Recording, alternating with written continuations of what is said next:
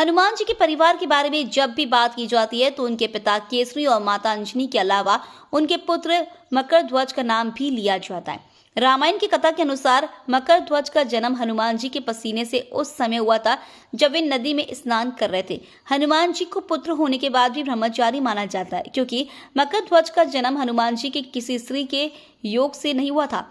पराशर संहिता में हनुमान जी की विवाह की एक कथा मिलती है।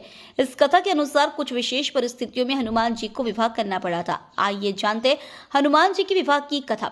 हनुमान जी ने भगवान सूर्य को अपना गुरु बनाया था और उनसे शिक्षा ले रहे थे, लेकिन इस दौरान एक समस्या आ गई। वास्तव में सूर्य देव हनुमान जी को 9 में से केवल 5 तरह की विद्या ही सिखा पाए, क्योंकि बाकी 4 विद्या केवल विवाहित को सिखाई जा सकती थी। सूर्यदेव सृष्टि की मर्यादा नहीं तोड़ सकते थे। सूर्यदेव के सामने एक बड़ा धर्म संकट आ खड़ा हुआ। ऐसे में कोई मार्ग न निकलता देखकर सूर्यदेव ने हनुमान जी को विवाह करने की सलाह दी। सूर्यदेव की बात सुनकर हनुमान जी के सामने भी एक धर्म संकट था, क्योंकि आजीवन ब्रह्मचारी रहने की प्रतिज्ञा करने वाले हनुमान जी विवाह नहीं करना चाहते थे।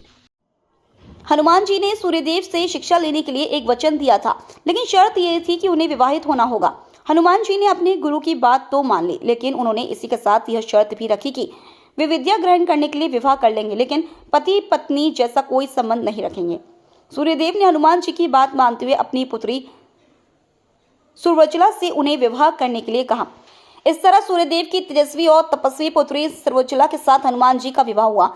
आपने हनुमान जी के कई प्राचीन मंदिर देखे होंगे। इन मंदिरों में हनुमान जी अकेले या फिर प्रभु श्री राम, लक्ष्मण और सीता जी चरणों में बैठे हुए हैं। लेकिन तेलंगाना में एक ऐसा मंदिर है जहां पर हनुमान जी अपनी पत्नी के साथ विराजमान है। तेलंगाना के खम्मम जिले में एक अद्भुत मंदिर है जहां हनुमान जी अपनी पत्नी के साथ विराजमान है। यह मंदिर अपनी तरह का एकमात्र मंदिर बताया जाता है और यहाँ दूर दूर से श्रद्धालु आते हैं। मान्यता है कि यहाँ हनुमान जी की और उनकी पत्नी के दर्शन करने से पति पत्नी के बीच के सभी क्लेश दूर हो जाते हैं।